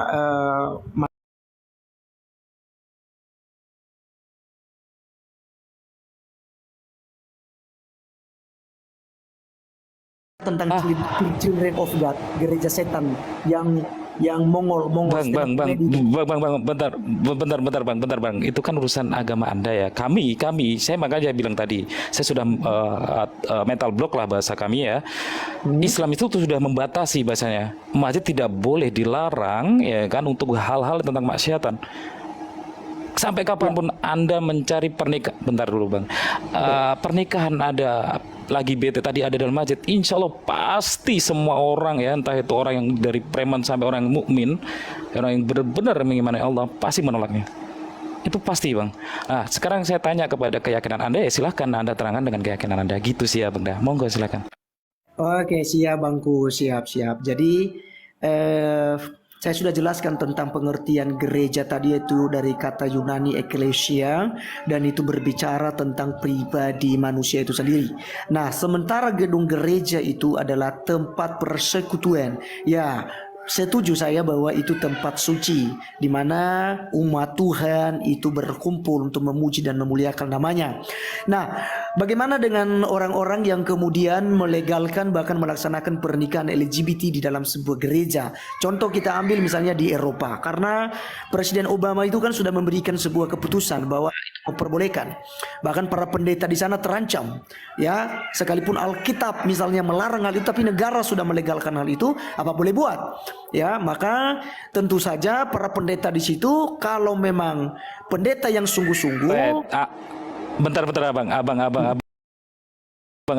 nggak mendengarkan ini, nggak mendengarkan. Kalau masalah urusan negara, agama pasti agama. Nggak mungkin agama mau disanding, nggak mungkin agama Kristen mau disandingkan dengan negara. Saya yakin nggak mau juga kalau masalah keimanan kan gitu. Iya, jadi ya saya paham Bang. Silakan. Jadi maksud saya kenapa saya narasi seperti itu Bang, bahwa pada dasarnya sesungguhnya di dalam kekristenan itu tidak diperbolehkan hal itu, dan itu sangat dilarang keras. Tadi ayat-ayat kita udah sampaikan tadi bahwa itu tidak diperbolehkan sama sekali. Tetapi jika memang ada yang melakukan hal itu, ya itu kembali kepada denom Bang. Jadi kekristenan itu kan tahu sendiri, ada Katolik, ya kan, ada Kristen Protestan, ada Advent, kemudian ada Saksi Yehova, kemudian ada Children of God tadi itu yang menyebutkan dirinya sebagai gereja juga, ya kan. Jadi itu saya pikir pada dasarnya kembali pada dasarnya tidak diperbolehkan di dalam kekristenan. Lepas jika memang ada yang melakukan hal itu oknum, dan kami sebagai orang Kristen tidak bermental untuk untuk mau demo, mau hancurkan gereja itu karena udah melanggar atau apa. Kami tidak punya demikian, karena bagi kekristenan hal untuk menghakimi adalah urusan Tuhan. Begitu Bang. Jadi berarti tempat suci Anda berarti kan tempat suci Anda dibiarkan begitu saja, dirusak oleh kaum-kaum seperti itu atau orang-orang seperti itulah, ya gitu. Itu kan kembali kepada oknumnya Bangku. Jadi kembali kepada oknumnya. Jika memang pendetanya iya. Aduh, gereja itu masa oknum sih Abang dah. Abang dah tadi kan bilang apa? Ustadilo, dia tidak bisa membedakan mana oknum, mana ajaran. Nggak bisa tahu dia. Bang, tahu. Nah itu saya akan kejar di sana Bang Dewa. Soalnya kita tahu lah. Oknum pendeta. Jadi begini Bang Lino, oknum pendeta yang melakukan atau yang memberkati memberkahi pernikahan sejenis itu di dalam gerejanya, kan gitu. Ya, oknum pendeta yang melakukan, tidak semua pendeta melakukan hal yang sama. Gitu. Berarti pendeta yang lain itu membiarkan kemaksiatan terjadi di halaman suci Anda.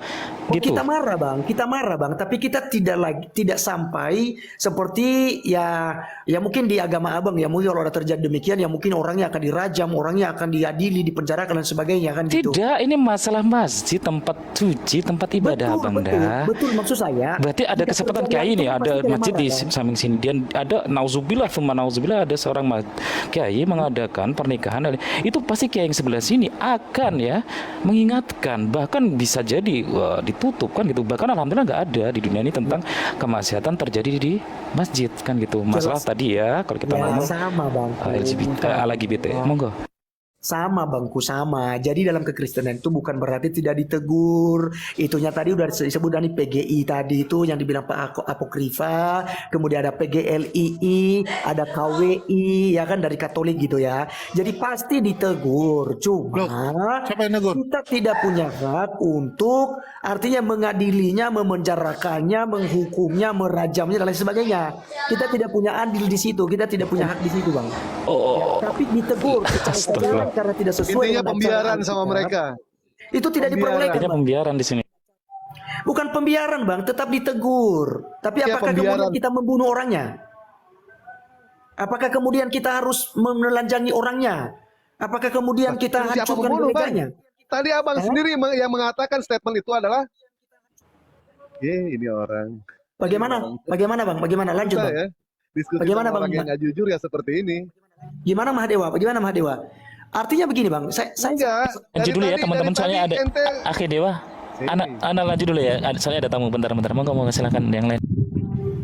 Baik, lanjut Bang Mahadewa. Lanjut. Susah ini orang susah. Aku yang lanjut. Jadi ini bahas mengenai apa ya? LGBT. Lagi BT itu di dalam kekristenan ada dalil pelarangannya, ada dari Yesus. Eh, ada bang, jadi pernikahan itu kan harus sudah laki-laki dan perempuan bang. Matius 19 ayat yang ke-5 dan ke-6 itu kan seorang laki-laki akan meninggalkan orang tuanya dan bersatu dengan istrinya. Jadi istri sini itu seorang perempuan bang. Jadi jelas bahwa pernikahan yang dilegalkan dalam Kristen adalah pernikahan lawan jenis, bukan sesama jenis. Tadi yang dinarasikan oleh teman-teman lain kan ada tuh bang Perah. Ada beberapa gereja yang memberkati atau menghalalkan pernikahan lagi bete begitu. Ya, jadi kan mereka nanya itu apakah memang itu ajaran Kristen. Saya bilang itu bukan ajaran Kristen. Itu adalah ajaran para pendeta yang menyimpang daripada itu. Saya kasih contoh tadi kayak gereja setan misalnya bang. Ada gereja setan itu Children of God. Itu mereka melakukan pernikahan sejenis. Dan Bukan juga tadi itu kan hukum pernikahan gitu, hukum pelarangan lagi bete-nya gitu loh. ya sama Lagi aja, bete Bang. kan dia kadang lebih banyak yang tidak menikah gitu daripada menikah. Iya, makanya di kami itu kalau dia tidak menikah itu, tadi kan udah di abang, siapa yang nanyakan tadi ya, apabila misalnya, iya, tadi bang, siapa ini? Bang Apokrifa tadi ya, Bang Apokrifa itu tadi kan bacakan fatwa dari PGI itu, artinya orangnya harus diterima dan hak mereka itu diperjuangkan, lalu disampaikan tadi itu, ya ini kan sudah diizinkan oleh PGI, oleh tokoh Kristen gitu ya. Nah, jadi saya katakan tadi Bang Pera, bahwa hal itu tidak dibenarkan di dalam Alkitab, dalam ajaran. Hukumannya apa? Hukumannya itu sih tidak ada sampai rajam batu dan sebagainya. Biarlah Tuhan, karena Nggak dalam ada ya? ya dalam hukum Kristus itu tidak ada hukum untuk menghakimi bang. Gitu. Karena Oh, kita gitu. bilang begini, jangan kamu menghakimi supaya kamu jangan dihakimi. Enak juga ini hukum kasih. Bang Kores buka di Iya. Imamat, buka di Imamat 20 nomor 13 Bang Kores. Nah itu gimana tuh tentang Imamat 20 nomor 13 dari Bang Dewa, tanggapannya Laskar Kristus? Oke. Itu kan hukum Taurat Musa bang ya, Mahadewa ya. Ya. Ya, jadi di hukum Musa itu ketika kedapatan dan itu pun harus ada saksi bang ya. Harus ada saksi Iya, 1, berarti 2 tidak sampai berlaku 3 begitu orang. aja. Enggak. Poinnya begini. Berarti ketika di dalam Imamat 20 nomor 13 itu, kalau misalkan yang laki-laki bersetubuh dengan laki-laki itu harus dibunuh, berarti hukum itu sudah tidak berlaku. Ya, jadi dalam hukum Kristus itu tidak lagi ada hukum Saya rajamnya. tanya Bang. tidak berlaku lagi atau masih berlaku? Hukum rajamnya maksudnya. Berarti tidak berlaku Enggak, lagi. maksudku hukum itu. rajamnya. Maksudnya hukum rajamnya. Betul? Oh, sudah tidak berlaku di hukum Kristus, tidak ada Iya, hukum tidak rajam. berlaku lagi. Iya. Dalam Tidak ada kekristenan, hukum rajam. hukuman apa untuk orang seperti itu? Hukuman Tidak ada hukumannya berarti orang seperti itu. Oke. Dalam kekristenan itu mengakui kepemerintahan, Bang. Jadi ketika di dalam hukum negara juga itu tidak diperbolehkan. Saya biar nggak negara nanya yang pemerintah, menghakiminya. Bang. Jangan disatukan negara, pemerintah sama agama jangan disatukan. Bang, Jangan dalam disatukan. dalam Memang Roma agama 13. Bapak bisa kalah sama hukum pemerintah. Dalam Roma 13 kami di situ itu mengakui keberadaan pemerintah, Bang. Ya. Tiap-tiap orang harus tunduk kepada Iya, pemerintah paham. yang di atasnya. Sekarang yang saya tanya, apakah aturan udah sebentar. Berarti artinya kitab suci Abang bisa kalah sama aturan pemerintah. Begitu, Bang ya? Bukan kalah dengan Gitu. aturan pemerintah, Bang. Artinya begini, dalam Kristus Yesus tadi kan tidak ada hukum rajam, tidak boleh membunuh, tidak boleh. Iya, yang saya tanyakan, Bang, coba Bang. Tidak boleh apa? Tidak boleh membunuh. Betul. Ya, tidak Sementara boleh. agama Abang dihasilkan dari pembunuhan. Begitu. Aduh, Tapi Bang, agama Abang dihasilkan dari pembunuhan. Begitu. Astagfirullahaladzim, bangku premi lagi nih, Bang. Saya Yesus sudah dibunuh tahu. atau tidak itu, Bang? Dibunuh Saya kan? sudah tahu analogi Anda Betul? ke depan nanti tuh. Anak apa namanya itu ujung-ujungnya itu hukum Romawi, Bang. Penyaliban itu hukum Romawi, itu bukan hukum Kristen. Saya nggak nanya hukum Romawi. Abang tadi mengatakan jangan membunuh, ya kan? Sementara agama Abang berdiri karena ada pembunuhan.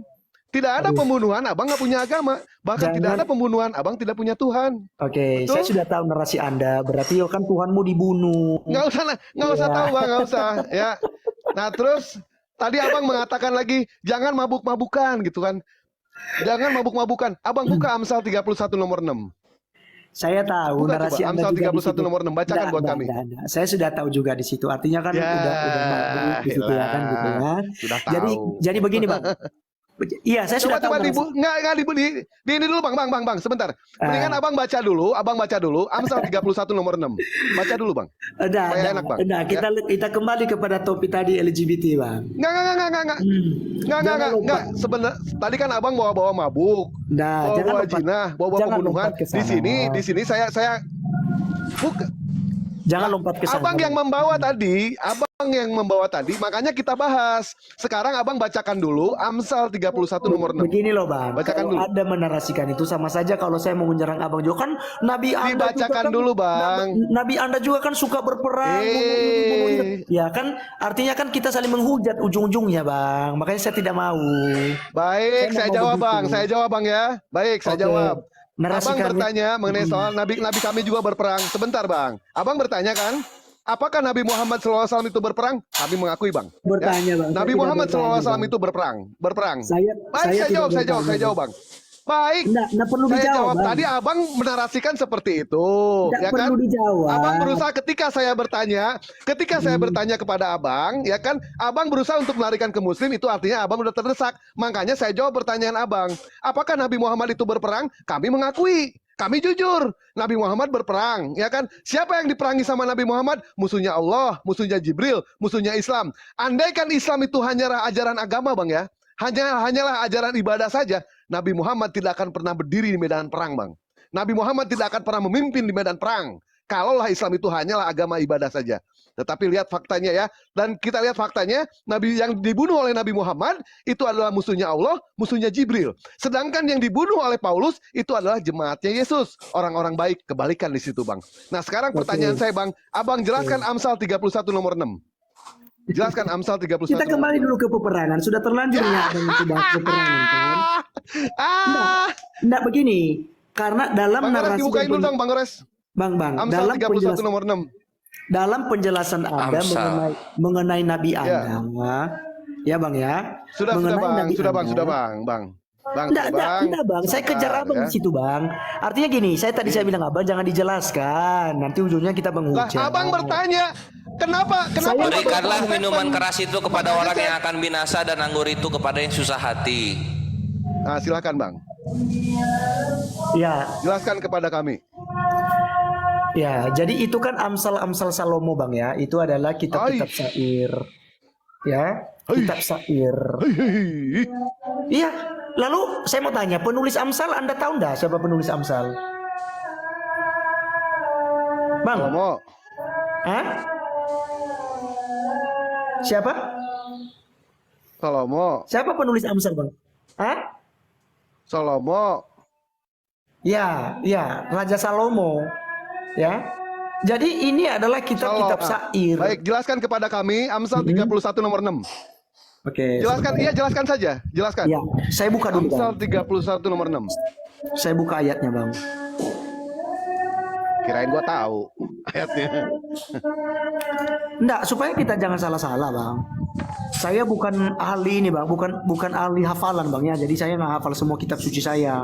Saya harus akui itu karena Ya, kami tidak di apa namanya itu. Tahu. Abang Ya. abang ahli ngeles, saya tahu. Boleh juga kalau ahli abang ngeles. bilang begitu juga boleh. Ahli ngeles saya tahu. Amsal berapa tadi bang? Fakta bang, fakta. 31 nomor 6. Ini minta maaf 31 kalau agak ini nomor bang ya, soalnya saudara-saudara kita ini ya, apa namanya itu saudara-saudara kalian lagi lagi bunyi di apa itu, lagi sholat ya gitu, mungkin lagi ajan. Jadi memang saya dekat rumah keluarga ini dekat itu karena keluarga saya juga Muslim banyak bang. Jadi Oh, alhamdulillah. jadi ya mau gimana lagi lah, kita toleransi. Jadi kita diskusi begini terganggu sebenarnya bang karena lagi itu, tapi mau gimana lagi kan, saya tidak mungkin juga unmute terus, kan. Oke, Amsal berapa tadi bang? Amsal 16 ayat 31 ya. Bang Gores, izin Bang Gores. Boleh? Ya, Amsal 31 nomor 6, nomor 6. Oh 31, Amsal 31. Ya. Aku buka itunya. 26. Dewa izin pamit dulu. Ini sebentar lagi di sini maghrib. Ya Bang Gores ya, dilanjut. Amsal Siap, siap. 31 nomor 6 jangan diloloskan. Soalnya dia tadi mengatakan tidak boleh mabuk-mabukan, tidak boleh minuman keras. Tapi petunjuknya ada. Tolong dilanjutkan ya. Dewa izin maghrib. Siap, dulu siap. ya. Kepada semuanya Iwan Oke. salam 3 rakaat. Oke Bang, hati-hati Bang. Selamat beribadah ya Bang ya, Bang Mahadewa. Oke, Bang Pera. Yes, yes. Oke Bang, jadi apa namanya itu dalam Amsal 31 ayat 6 ini, berikanlah minuman keras itu kepada orang yang akan binasa dan anggur itu kepada yang susah hati ya. Biarlah ia minum dan melupakan kemiskinannya dan tidak lagi mengingat kesusahannya. Ya, bukalah mulutnya untuk orang yang bisu, untuk semua orang yang merandang. Jadi begini Bang, ini kan kitab-kitab syair ini Bang, kitab syair yang tidak bisa ditafsir secara rupiah. Ya, jadi sebenarnya di sini bukan untuk dianjurkan untuk mabuk-mabuk Bang ya. Tetapi di sini berikanlah minuman keras untuk kepada orang yang akan binasa. Karena yang untuk mabuk, terhuyung-huyung oleh anggur, oleh minum keras kan menuju kepada kebinasaan. Karena dia tidak tahu apa yang dia perbuat. Dan anggur itu kepada yang susah hati. Anggur ini adalah anggur yang merupakan tradisi orang-orang Yahudi Bang. Di pesta-pesta orang Yahudi itu selalu menggunakan anggur. Karena itu sudah menjadi tradisi mereka. Ya termasuk dalam perkawinan di Kana di mana Yesus mengubah air menjadi anggur ya, mujizat pertama. Ya, jadi udah budaya mereka soal anggur ini. Ya. Jadi boleh kan pesta anggur?